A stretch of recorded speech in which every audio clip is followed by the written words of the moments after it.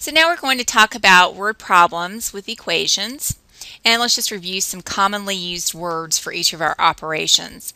For addition, the most common word you'll see is sum, because that's the answer to an addition problem. But you may also see some of these other words. With subtraction, we'll see difference, which is the answer to a subtraction problem. You'll also see less than commonly, which means subtract, as well as some of these other words. With multiplication, product is the answer to a multiplication problem. You'll also see the word of. Of means multiplication. So if I say 2 of 3, that goes back to the idea of two groups of 3, which is a shortcut for multiplication or for addition. So two groups of 3 means I have 3 in each group, or the same amount in each group. And a shortcut to adding those, instead of saying 3 plus 3, is I can say 2 times 3. So two groups of 3, or if I had 10 groups of 3, I could just say 30 instead of adding 3 10 times. So of is multiplication because it comes back to this idea of having the same amount of some number in a certain amount of groups. Division, the most common word you'll see is quotient because that's the answer to a division problem, but again you may see some of these other words. So let's review this idea that we went over earlier when we were learning about word problems and being able to distinguish multiplication from division. So again, multiplication and division are talking about having the same amount in each group. So if I have an example like, let's say we have 1, 2, 3, 4, 1, 2, 3, 4, 1, 2, 3, 4, 1, 2, 3, 4. What am I showing here? I'm showing, well, let me do one more group. 1, 2, 3, 4. I'm showing 1, 2, 3, 4, 5 groups. So I have 5 groups of how much? The same amount in each, right, which is 4. And what's our total? That's 20, right? So shortcut is 5 of 4. That's what we hear often. That's why of is multiplication. And so we could say 5 times 4 equals 20.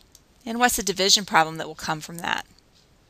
20 divided by 5 equals 4, right? So here we're saying there's 20 total, and there are 5 what? Groups, right? That have 4 in each group. And of course we could rearrange that and say 20 divided by 4 equals what? 5. Same idea. We're starting with our total. We're dividing by what this time? The number in each group. And that gives us what? The number of groups. So I have this laid out with words.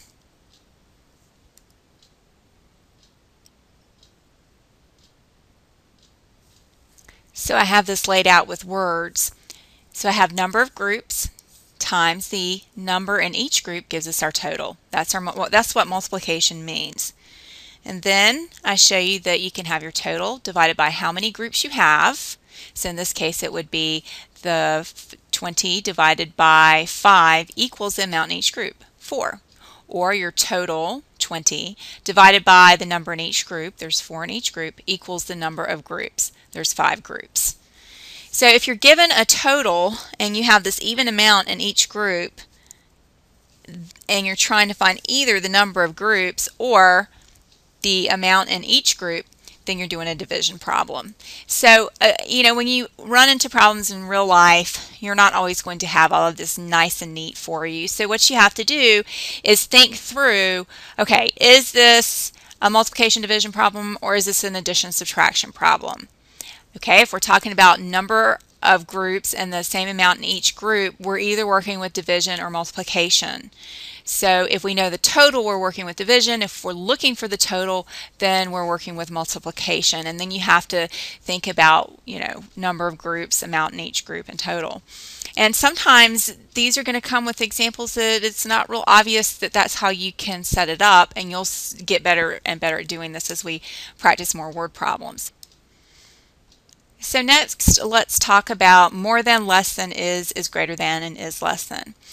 So more than is very commonly used to show addition between two things, but it's a little bit tricky because if I say something like 4 more than 7, that actually means 7 plus 4. Now, that may seem a little bit confusing, but let's kind of think this through. 4 more than 7, if you kind of think about it, that means that you start with 7 and you increase it by 4. 4 more than 7. I'm starting with 7 and then I'm increasing it by 4. So a little trick to help you remember is when you see that word than, you're going to change the order or flip the order around of those two numbers there, 7 and 4. But I want you to be able to hear it and not just have to remember a trick. 4 more than 7 means I start with 7 and increase it by 4. Okay, less than, same thing applies. So let's say I have 6 less than 9. Well, let's write it the wrong way to start with. Let's write it exactly as it's written. That would be 6 minus 9. Well, does it even make sense when you read it through? 6 less than 9. It doesn't make sense, does it? Because this 6 less than 9 is saying you start with a 9 and then you decrease it by 6. And let's think about what that equals. This would equal -3, right? But now let's write this the proper way, which would be 9 as our first number minus 6 as our second number, which equals +3. So you get a completely different answer if you write it correctly. So it's important that we write these in the correct order. So again, when you see that word than, you're actually going to switch the order of the two things that are connected by less than or greater than. Is means equal to. So I want you to notice something about 7 plus 4 and 6 minus 9. Let's look in particular at 7 plus 4. So in that expression, 4 more than 7, there's no equals mark. There's no inequality. This is just called an expression because it's not two sides of something being connected. In other words, over here where I have 6 less than 9, once I add to that is 3, this now becomes the equation that I had written out for you where I actually solved it. But before I wrote is 3, the problem was just an expression, 9 minus 6. So once you have the is, then you have two sides and it becomes an equation because there's an equals mark. So equals, you can think of equation as having the word equals in it. So there's two sides, this left side and this right side, and they're equal to each other. When we work with inequalities, as we've seen, instead of having an equals mark, we have some kind of inequality symbol joining two sides. And those sides are no longer equal. They might be equal if there's an less than or equals, say for example, but we still have two sides that are being joined together by some kind of symbol. So expressions do not have two sides. They're just something as simple as 7 plus 4. And equations or inequalities do have two sides to them. So is means equals, and that's very, very, very important. Is greater than no longer means addition, like it's not just a more than, it's is greater than, and the key here is that word is. The is lets you know this is an inequality. There's two sides to our problem. Same thing with is less than. The less than could have been just subtraction, right? But what makes it not subtraction is the fact there's an is there. So we now know that this is an inequality. On this next page, I would like for you to try practicing translating each expression, inequality, or equation, and then check back. In the first problem, we have 6 less than a number. So we start with our number and then decrease it by 6. I like to go under each phrase and write what they represent. That helps me to think it through. And then I want to keep in mind that whenever I see the than with the less than or greater than, just remember to change the order of the two things that are being connected by less than or greater than. In the next problem, I have 6 is less than, that's an inequality, a number. I can use whatever variable I want. I went with m this time. This is straightforward. 6 is less than m. In the next problem, I have 5 more than, and there's that than I want to be careful of, a number. And in this example, I'm working with x as my first variable. Is means equals, twice means 2 times. Another number, I need a different variable.